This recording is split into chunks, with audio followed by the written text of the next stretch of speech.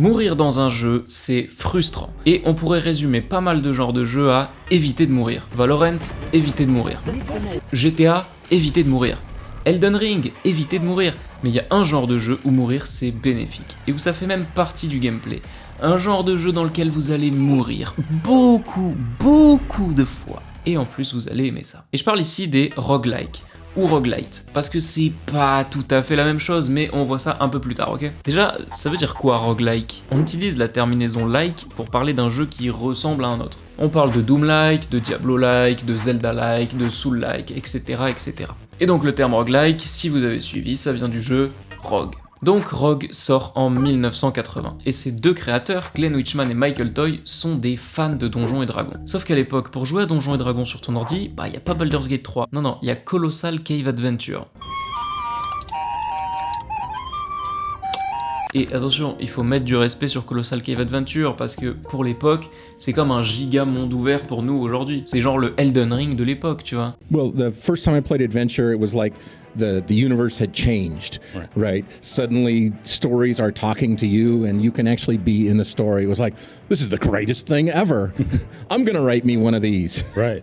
Mais on va pas se mentir, c'est pas hyper attirant visuellement. Du coup, nos deux petits potes, Michael et Glenn, ils se disent que ce serait quand même pas mal d'avoir une interface visuelle sympa pour jouer à Donjons et Dragons chez soi, sur son ordi tout seul. Sauf qu'encore une fois, à l'époque, il n'y a pas Unreal Engine 5. Non, à la place, on a le ASCII. C'est littéralement les caractères qu'on peut faire avec un clavier. Donc, ça c'est votre personnage, ça c'est un gobelin, et ça c'est un coffre. Il faut un petit peu d'imagination. D'ailleurs, avec les monstres et les trésors, on a déjà 2 éléments sur 3 du gameplay de base. Et le troisième, c'est les portes. Oui, parce que Rogue, comme Donjons et Dragons, est ce qu'on appelle un jeu PMT pour porte, monstre, trésor. On explore un souterrain, on ouvre une porte, on tue les monstres, on prend le trésor, on ouvre la porte derrière, on tue les monstres, on prend le trésor, on ouvre la porte derrière, etc., etc. Et si jamais on meurt face à un monstre, et ben c'est fini, fin du game, y a pas de point de sauvegarde, y a pas de feu de camp avant un boss, tout ça, non, rien du tout. Dans Rogue, mourir c'est recommencer de zéro. Permadeath is an example of consequence persistence. With Rogue, we've got mystery items and we've got procedural generation. From that, what you've got to do, if I find an item, do I use it or not? Do I read this scroll? Do I drink this potion? I don't know. It might be good, it might be bad. If I can save the game and then drink the potion and then, oh, it's bad, then I restore the game and I don't drink the potion, that entire game mechanic just completely goes away. So that was the whole reason why once the consequences happened, there's no way to go back and undo it. Et vous savez, au début de la vidéo, je vous ai dit, mourir c'est frustrant. Mais c'est quoi ce perso de système ? En fait, c'est pas que frustrant, c'est aussi hyper addictif. Oui, parce qu'en fait, mourir, c'est la fin de votre aventure, mais c'est aussi le début d'une toute nouvelle, vu que les niveaux sont générés aléatoirement. C'est comme si, à chaque mort, vous aviez accès à un nouveau jeu. D'ailleurs, pour l'anecdote, c'est marrant parce que ce système de mort permanente, il est né d'un problème physique du jeu vidéo. You know, the challenges that we faced were how to make a game run in 60K of memory. En fait, à l'époque, faire tenir sur un jeu 50 niveaux, tous designés parfaitement, avec une histoire, etc., c'était pas possible. Alors que faire un niveau qui se génère aléatoirement à l'infini, ça oui. Et du coup, c'est ce principe de pouvoir jouer à Donjons et Dragons tout seul en slibard dans sa chambre qui va donner une carrière à Rogue. Forcément, avec ce succès, y a plein de jeux qui vont s'en inspirer entre 1980 et 1995. Mais au milieu de tout ça, il y a un jeu qui va apporter une nouvelle mécanique et qui va influencer tout ce qui se fera après, et ce jeu c'est Moria. Moria, c'est un jeu qui s'inspire de l'univers du Seigneur des Anneaux. Et en gros, il reprend le même principe que Rogue, une progression dans un monde procédural, sauf qu'il rajoute un niveau permanent, une ville à la surface dans lequel le joueur peut acheter ou vendre du stuff. Dans ces années-là, les roguelikes débarquent aussi sur console avec Torneko no Daiboken Fushigi no Dungeon du studio Chunsoft. C'est un jeu qui se déroule dans l'univers de Dragon Quest. D'ailleurs, peut-être que le style de dessin sur la pochette vous dit quelque chose, c'est normal, ça a été fait par un très grand monsieur qui nous a quittés récemment, Akira Toriyama.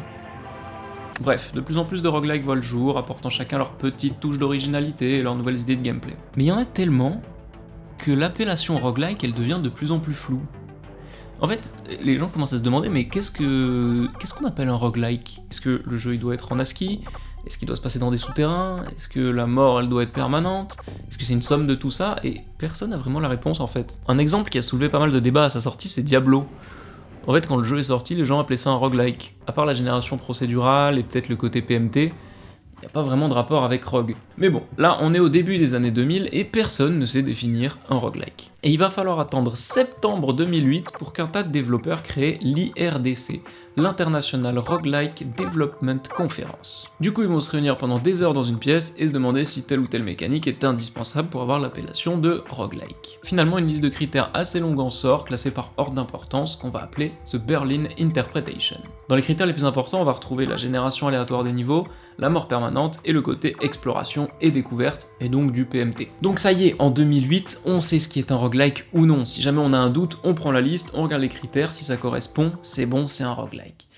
Sauf qu'en fait non, puisqu'en décembre 2008, il y a un jeu qui va tout changer, c'est Spelunky. Spelunky, c'est un jeu de plateforme, sauf que c'est pas un Mario tout gentil, tout mignon. Ici, la mort est permanente et les niveaux sont générés aléatoirement. Du coup, les gens commencent à appeler ça un roguelike.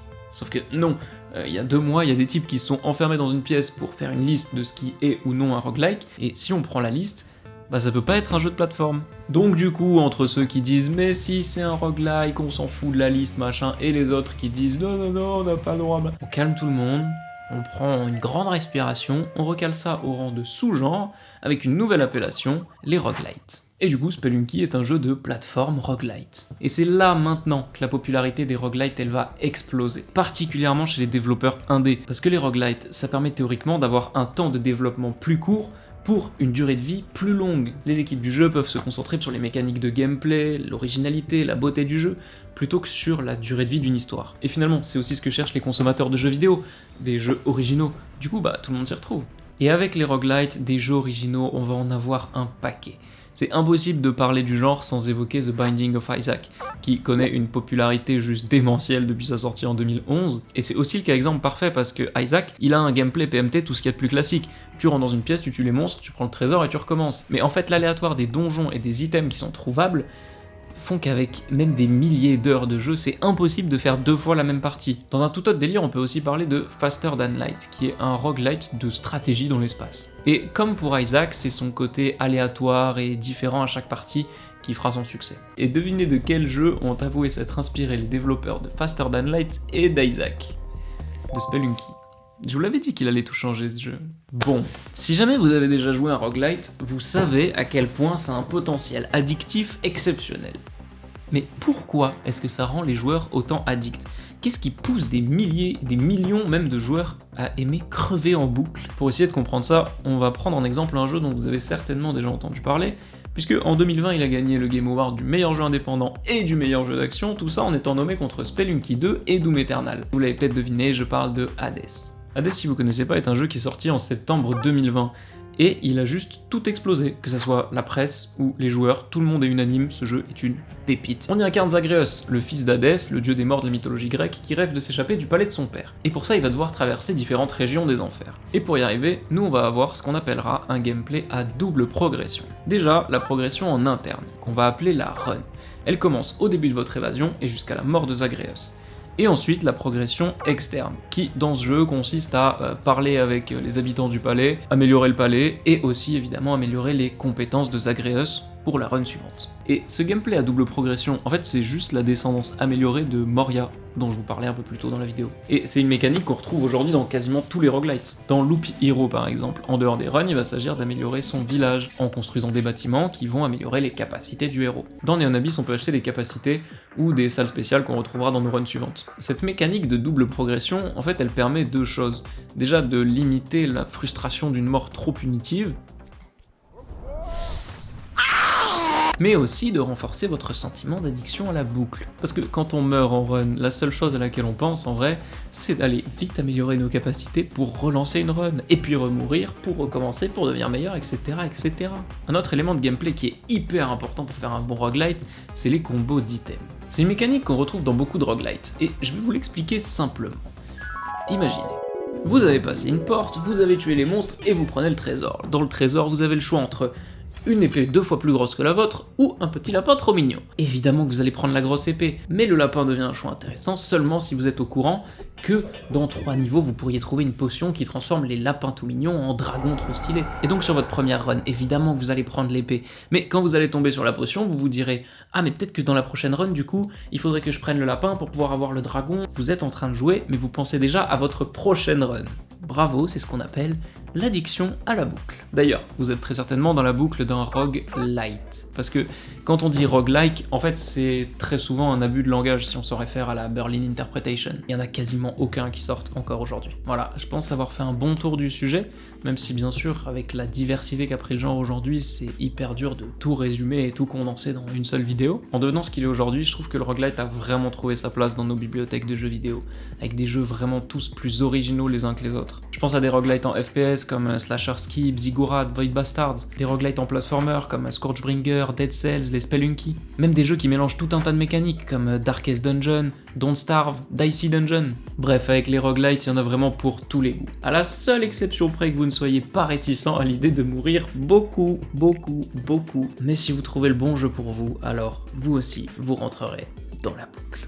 C'était Reveal, si vous voulez me soutenir, n'hésitez pas à vous abonner, à mettre un petit pouce bleu, et on se retrouve la prochaine fois. Des bisous, ciao!